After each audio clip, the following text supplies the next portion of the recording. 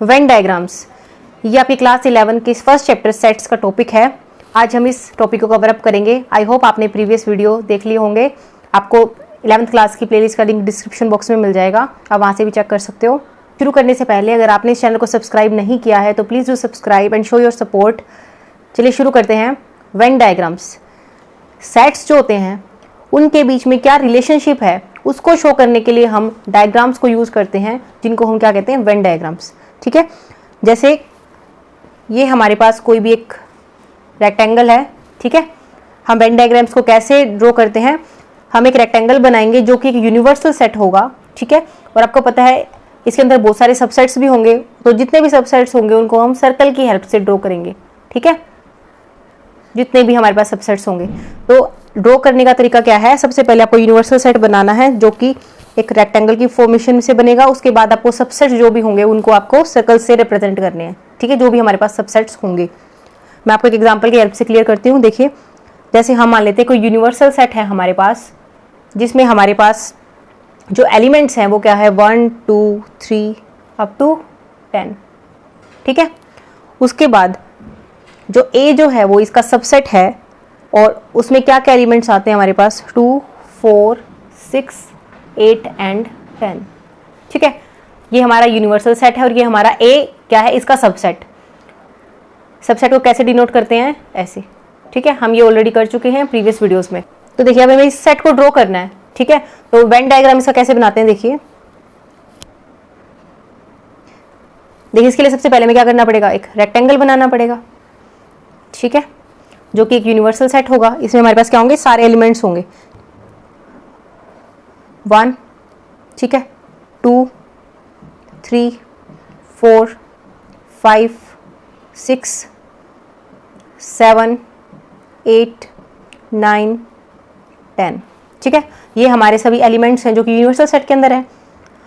अब ए जो सबसेट है हमारा, उसमें क्या है, 2 4 6 8 10, 2 4 6 8 10। ठीक है, तो हम सबसेट को कैसे डिनोट करते हैं, सर्कल की हेल्प से ना। तो हम कोई ऐसे एक सर्कल बना देते हैं और ये क्या है हमारा ए। ठीक है, ए के अंदर कौन कौन से एलिमेंट्स है, 2 4 8 6 10। जो सबसेट्स के एलिमेंट होते हैं वो सेट के तो एलिमेंट्स होते ही है ना, बट सेट के सभी एलिमेंट्स जरूरी नहीं होता कि सबसेट के अंदर आए। अगर आ जाए तो सेट्स दोनों इक्वल हो जाते हैं। ये सारी हम डेफिनेशंस ऑलरेडी कर चुके हैं। ठीक है, तो आपको डायग्राम की हेल्प से जो पहले में डेफिनेशंस की हैं वो भी और अच्छे से क्लियर हो जाएंगी। ठीक है, तो आप देख रहे हो यहाँ पे ए जो है वो यू का सबसेट है, साफ दिखाई दे रहा है हमें। ठीक है, क्योंकि ये सर्कल जो है ये हमारा इस रेक्टेंगल के अंदर आ रहा है। ठीक है, जो रेक्टेंगल है इसको पूरा एनक्लोज कर पा रहा है। ओके, तो जनरल जो वेन डायग्राम्स होते हैं वो इनको इस तरीके से रिप्रेजेंट करते हैं। ठीक है, जैसे मान लीजिए मैं इसी के अंदर एक और ले लेती हूँ कि बी एक हम ले लेते हैं सेट, जो कि हम सबसेट बना लेते हैं। इसमें हमारे पास 4 और 8 एलिमेंट्स ओनली। ठीक है, अब देखो 4 और 8 एलिमेंट्स तो ए में भी आ रहे थे ना, बट ए सेट के अंदर हमारे पास बी से ज्यादा एलिमेंट्स हैं।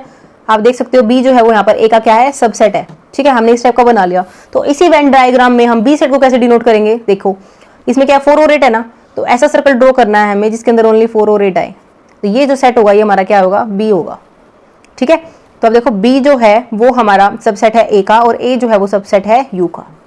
ठीक है, तो इसी तरीके से हम जितने भी वेन डायग्राम्स होते हैं बिल्कुल इजीली आप ऐसे बना सकते हो। ठीक है, अब हम कुछ करते हैं, ऑपरेशंस जो होते हैं सेट के ऊपर वो हम कैसे अप्लाई करते हैं। वैसे जनरली आपने ऑपरेशंस पढ़ा हुआ है, प्लस माइनस, ठीक है, मल्टीप्लीकेशन एंड डिवीजन, ये सभी हमारे पास ऑपरेशंस होते हैं। बट सेट्स के अकॉर्डिंग ऑपरेशंस क्या होते हैं, जैसे union of the sets, intersection of the sets. ठीक है, इस टाइप से। तो हम फर्स्ट करते हैं यूनियन ऑफ द सेट्स। तो देखिए यूनियन ऑफ सेट्स की डेफिनेशन पर जाने से पहले हम उसको वेन डायग्राम की हेल्प से समझते हैं। ठीक है, ताकि आप अपनी वर्ड्स में भी उसको इजीली एक्सप्रेस कर पाओगे डेफिनेशन को। ठीक है, तो वेन डायग्राम बनाने के लिए हमें क्या करना पड़ता है, सबसे पहले यूनिवर्सल सेट बनाना पड़ता है जो कि एक रेक्टेंगल की फॉर्मेशन करनी पड़ती है। ठीक है, अब यूनियन ऑफ द सेट्स, देखो जैसे मान लीजिए हमारे पास ये 2 सेट्स हैं ए एंड बी। ठीक है, ये जहाँ कट कर रहे हैं ना इनको बोलते हैं इंटरसेक्ट करना। ठीक है, क्योंकि आपने देखा है, मैंने अभी आपको जो पीछे एग्जांपल दिया था उसमें ए हमारे पास क्या था, 2 4 6 8 10 ये एलिमेंट्स थे, और बी में हमने क्या एलिमेंट्स ले लिए, मान लीजिए 4 और 8। ठीक है, तो इनका इंटरसेक्शन हो रहा है ना यहाँ पर, क्योंकि इनमें 2 एलिमेंट्स कॉमन आ रहे हैं। ठीक है, अभी इंटरसेक्शन पर नहीं जाते, अब यहाँ जो हमने ड्रॉ किया था इसलिए मैंने आपको थोड़ा सा बताया है। अब देखिए यूनियन ऑफ द सेट्स का मतलब क्या है, वो सभी एलिमेंट्स जो ए में आते हों या बी में आते हो। आई रिपीट, वो सभी एलिमेंट्स विच बिलोंग्स टू इधर ए और बी, या फिर दोनों में भी आते हो। ठीक है, बट आपको पता है कि अगर रिपीटेशन एलिमेंट्स की होती है तो वन टाइम ही लिखते हैं। ठीक है, तो ए यूनियन बी जो है वो ये आपका शेडेड पार्ट है। ठीक है, अभी एग्जांपल की हेल्प से देखो, इसको क्लियर करती हूँ। ए यूनियन बी, ये एग्जांपल ले लीजिए आप। ए यूनियन बी क्या आएगा, 2 4 दोनों में आ रहा है, 6 8 भी दोनों में आ रहा है, 10। ठीक है, जरूरी नहीं है सिर्फ इसमें यही 2 एलिमेंट्स हो जो इसके ही पार्ट हो, इसमें कोई और एलिमेंट भी हो सकता है जो इसमें ना हो। जैसे मैं आपको एक और एग्जांपल देती हूँ। जैसे मान लीजिए हम ले लेते हैं ए ले लेते हैं हम 2 4 6 8 10। ठीक है, बट जो हम बी चूज करेंगे ना वो हम कुछ इस टाइप का ले लेते हैं, 4 8 और साथ में हमने 12 ले लिया। ठीक है, अब देखो, अगर हमें अब ए यूनियन बी निकालना हो तो आप क्या लिखोगे, सारे के सारे एलिमेंट्स ए के और सारे के सारे एलिमेंट्स बी के। ठीक है, तो इसमें क्या कह रहा है, 2 4 तो दोनों में ही आ रहा है, 6 8 भी दोनों में आ रहा है, 10 एंड 12। ठीक है, कोई भी एलिमेंट छोड़ना नहीं है हमें। यूनियन में क्या होता है, सभी एलिमेंट्स को कवर कर लेता है, वो चाहे ए में आ रहे हो, चाहे बी में आ रहे हो, चाहे दोनों में आ रहे हो। ठीक है, बेसिक सा कॉन्सेप्ट यूनियन का यही है कि आपको एक प्रकार से, जैसे आप बोलते हैं ना एडिशन करना, एक प्रकार से वही काम है। ठीक है, दोनों के एलिमेंट्स लेने हैं आपको। तो देखो एक छोटी सी बात और, जैसे यहाँ पे ए यूनियन बी हमने निकाला तो आपने देखा ये जो आया हमारा वापस ए ही आया है। इसका रीजन क्या है, क्योंकि जो बी है ना वो ए का सबसेट है। देखो यहाँ पे है ना, यहाँ बी जो है ए का सबसेट नहीं है, क्योंकि जो 12 है वो इस ए में नहीं आता। तो इस सेकंड एग्जांपल के अंदर जो बी है वो ए का सबसेट नहीं था, इसलिए जो ए यूनियन बी है वो ए के इक्वल नहीं आया, क्योंकि इसमें ये एलिमेंट एक्स्ट्रा आ गया। बट ए यूनियन बी हमारा यहाँ ए के इक्वल आया था फर्स्ट एग्जाम्पल में। क्यों, क्योंकि यहाँ पर जो बी है वो ए का सबसेट है। तो इससे हमने क्या कंक्लूजन निकाला, अगर हमारे पास बी कोई भी एलिमेंट, अगर बी कोई भी सेट अगर ए का सबसेट है तो ए यूनियन बी जो होगा वो हमारा ए के ही इक्वल हो जाएगा। ओके, क्यों होगा इक्वल, आपको समझ में आ गया, क्योंकि ऑलरेडी इसमें वो सभी एलिमेंट्स हैं जो इसमें हैं, तो यही तो यूनियन बन जाएगा ना, उसमें कोई एक्स्ट्रा एलिमेंट था ही नहीं।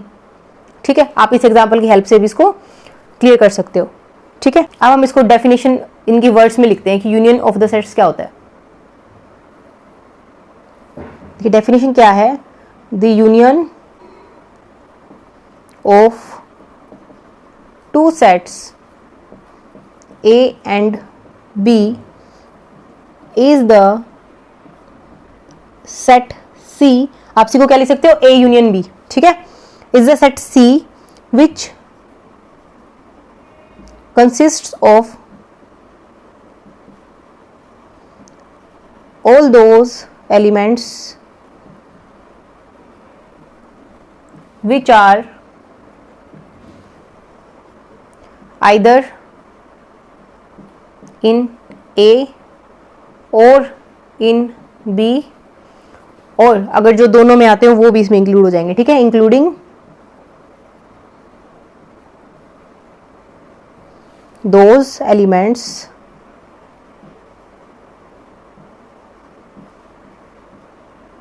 विच are in both A and B। इसमें देखो ये ध्यान देने वाली बात है, बीच में और है। ठीक है, और मतलब या तो ए में आ रहे हो चाहे बी में आ रहे हो। ठीक है, दोनों के एलिमेंट्स को आपको इंक्लूड करना है, और साथ ही आपको इंक्लूड करने हैं वो एलिमेंट जो दोनों में आ रहे हो। ठीक है, बस जो दोनों में आ रहे हैं वो एक बार आपको लिखना है, क्योंकि हम रेपिटेशन नहीं लेते। और बाकी जो एलिमेंट्स बच गए उसमें देखो और है, मतलब जो भी आ रहे हैं सभी।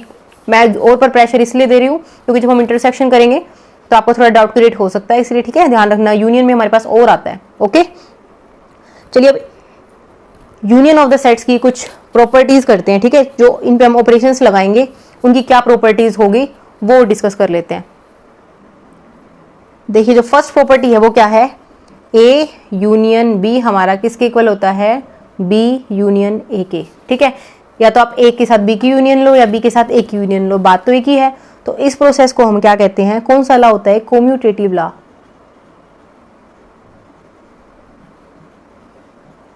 ठीक है, तो यूनियन ऑफ सेट्स जो होती हैं 2 सेट्स की, वो कम्यूटेटिव लॉ को होल्ड करता है। ठीक है, अगर हम ये बोले तो आपको मत समझ आना चाहिए कि इसका मतलब ये है।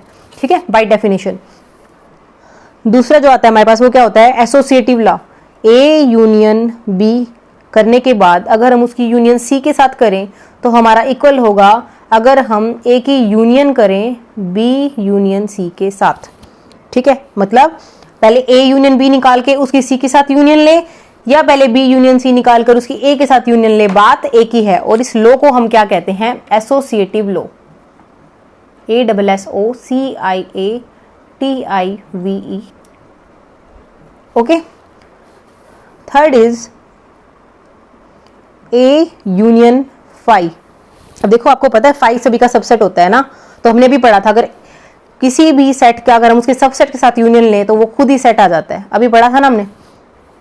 तो इसको आप क्या कहोगे, क्योंकि यहाँ पर हमने फाई यूज किया है, ठीक है, तो इसको हम क्या कहते हैं? Law of identity element.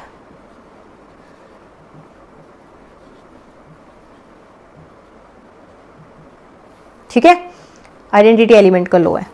Phi होता है ना, वो एक आइडेंटिटी एलिमेंट होता है यू का। यू मीन्स यूनिवर्सल सेट का। ठीक है, क्योंकि फाई जो होता है हमने पहले पढ़ रखा है कि सभी सेट्स के अंदर कंटेंट ऑलरेडी होता है। ठीक है, देखिए नेक्स्ट है हमारे पास, अगर हम ए की ए के साथ यूनियन लें तो क्या आएगा? वापस ए तो आ जाएगा ना। ठीक है, इसको हम क्या कहते हैं? आइडमपोटेंट लॉ। देखो, ये आपको ना ध्यान रखना है कि अगर हम सिर्फ एसोसिएटिव लॉ की बात करें तो आपको दिमाग में आ जाना चाहिए कि हम इस की बात कर रहे हैं। आइडमपोटेंट लॉ की बात करें तो हमें पता होना चाहिए कि हम इसकी बात कर रहे हैं। ठीक है ना, तो ये बाय डेफिनेशन आपको पता होना चाहिए और ये प्रैक्टिस से आपको इजीली याद हो जाएंगी चीजें। ठीक है, लास्ट लॉ क्या है? यूनिवर्सल, जो यूनिवर्सल सेट है उसकी अगर हम यूनियन लें ए के साथ तो क्या आएगा बताओ? अब ए जो है वो यूनिवर्सल सेट का सबसेट होता है ना, अभी तो मैंने बताया आपको, ये यूनिवर्सल सेट होता है और ये कहीं हमारा ए सेट होता है, तो ए हमारा प्रॉपरली कंटेन्ड होता है यू के अंदर। ठीक है, here you is universal set जिसमें सब कुछ आता है। तो जैसे सबसेट वाली डेफिनेशन मैंने लगाई थी कि बी जो है अगर ए का सबसेट है तो ए यूनियन बी ए के ही इक्वल आता है। सिमिलरली यहां भी लगा दीजिए, ए जो है वो यू का सबसेट है तो ए यूनियन अगर आप यू करो या यू यूनियन ए करो तो हमारे पास क्या आएगा? यू, जो बड़े वाला सेट होगा वो।